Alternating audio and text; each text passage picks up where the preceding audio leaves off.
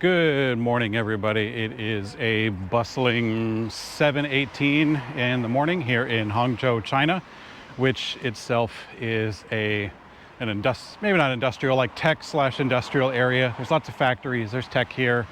I'm actually on the outskirts of the city, if you can believe it.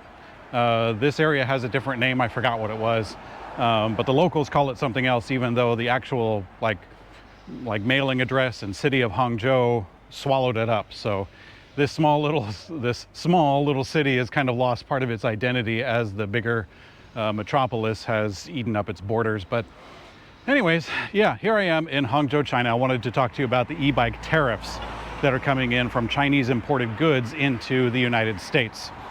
So yeah, starting June 15th, which depending on when you see this video could be today or yesterday or something, but yeah, starting June 15th, all electric bikes that come into the United States are going to incur a 25% tariff. So yeah, if you import electric bicycles from China, which is most of them, then the cost of your electric bikes has gone up significantly overnight. And this was a little bit sudden. I mean, the tariff on electric bikes has been, and I'm not sure the legal wording, but it's been standing or applied or whatever for quite a long time, for years even. But exemption status has been ongoing for quite a long time. There's been extensions that have gone on for a month at a time, half a month at a time, or maybe 6 months at a time or something. And this has been going on for at least a year, where these extensions just kept going and going and going, and nobody knew when they would run out. And now they have run out. It has been announced that the tariff will absolutely be applied and that the exemption status is no longer valid. So yeah, all electric bikes that are landing in the United States are going to incur that 25% tariff. Now, as far as the actual nuts and bolts of if the ship lands on the 15th or if it lands on, the 14th at 11:59 and the paperwork happens 5 minutes later, I'm not going to get down to that level. But nevertheless, this means that electric bike prices and electric bike markets will be affected in the United States. Now let's talk about that. So in the near term, this is actually going to be quite the boon for some of the electric bike market, because if anyone's paying attention, like the average consumer, and I don't really expect them to, if anyone's paying attention, then they will see that the bike prices are very likely going to go up in the near term. So a lot of electric bike companies should be putting things on sale. If they have stock, which a lot of them already do, if they have stock that's already landed in the United States before June 15th, then they'd be obliged to put all of their stuff on sale and say, hey, get it before it goes up, get it before it's gone, get your e-bikes now. And that very well could be a good boost to sales for electric bike companies, small and large, trying to get some sales in before the prices go up. Because the reality is a lot of the companies have already stocked up for the end of the season. The cycling season in general, I know every market is different, especially California, but the cycling season in the United States reaches a low point in October. And so gearing up for the end of the season, the July, the August, September area, a lot of companies are already set, and they imported their stuff quite a while ago, hopefully. And with that, they have those that have gone in on, sliding into home base before the prices go up too much. And so that should be good for them, because they can put stuff on a marginal sale and then make money all day long just selling the bikes that didn't incur that 25% tariff. Now, for everything that's coming in after the fact, for the companies that did not prepare,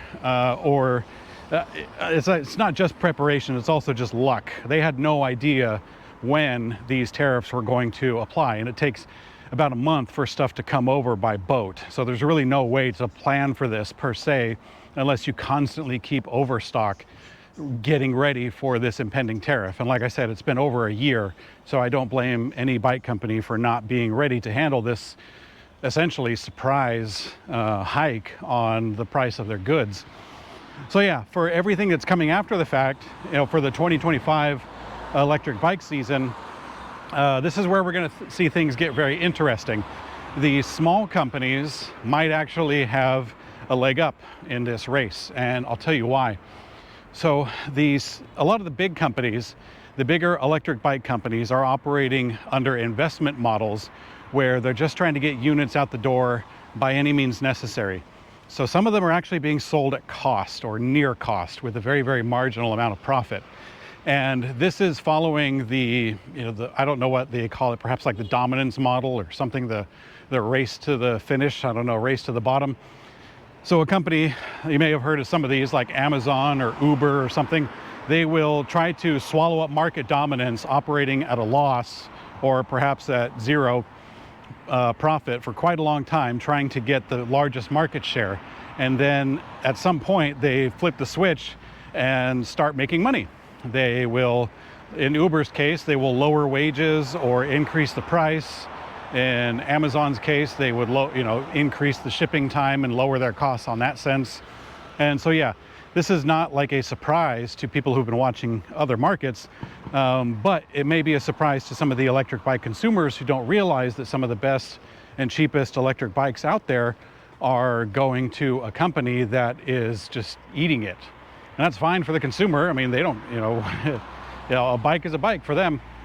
But the reason why I say this could work to the advantage of the smaller companies is because those larger companies are operating by selling things at a marginal profit right now. And if their costs go up by 25%, it's going to be very difficult to eat that, especially at scale. Now, they can goof with some of the components, the brakes or the batteries or something, and try to sell a product that is a little bit cheaper to maintain their finished electric bike price for the consumer. However, 25% is going to be very difficult to attain just on your componentry or even shipping or something. Something's got to give. And so I think that electric bike prices will go up for a lot of those companies, a lot of the bigger companies that are operating on low profit.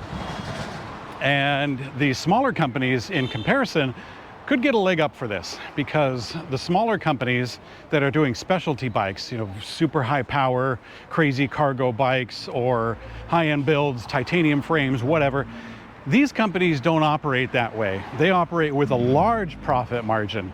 Now, that might seem like they're just making a ton of money, but that's not true, because their sales are spread out far larger than the big box stores, I guess we'll say. Their sales are spread out. So if they sell a bike once a month, that profit has to last them for the rest of the month. So they need to operate at a much higher profit range for their specialty bikes. So for the smaller companies, let me tell you why this could be advantageous for them. These smaller companies, they of course have the power to fidget with the componentry, cheaper batteries or cheaper tires or something, and try to get the cost down a little bit. But they can also, more importantly, they can eat a little bit more profit, like out of their cost of operating.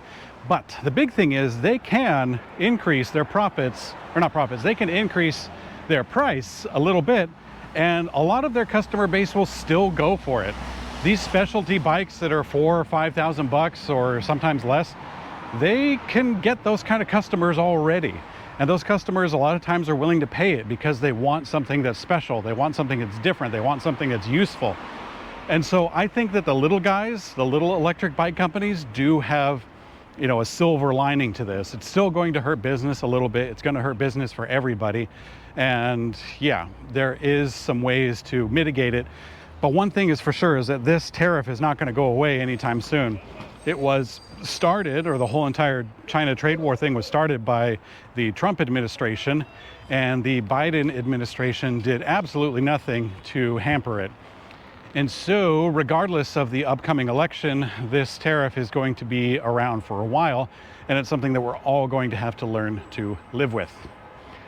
Thanks for watching Blue Monkey Bicycles. I'm Mikey G, and I will see you on the later.